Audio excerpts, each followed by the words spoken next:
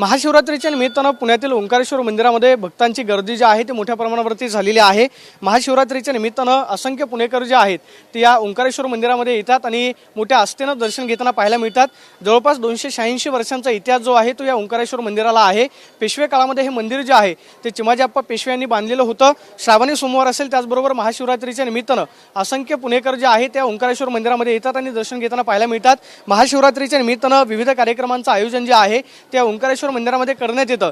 पहाटेपासूनच आपण पाहतोय की भक्तांची गर्दी जी आहे ते दर्शनासाठी झालेली आहे।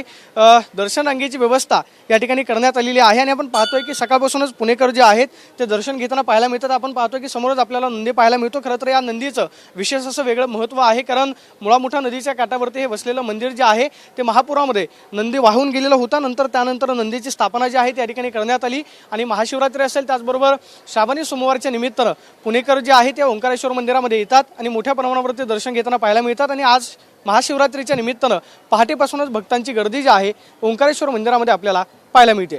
Camera person Milind Soni, Pradeep Kapse, TV9 Marathi, Pune.